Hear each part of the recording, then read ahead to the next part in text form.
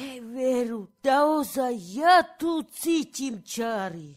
Nadácia 858 a obchodné centrum Madaras vás pozývajú na divadelné predstavenie plné humoru a dobrej nálady v réžii Petra Karpinského dňa 30.10.2015 so začiatkom o 17:30 pri Eskalátoroch v nákupnom centre.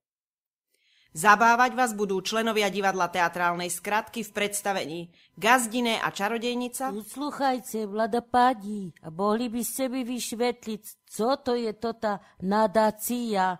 Jak to ste hovorili? 888? Joj, nie. 858.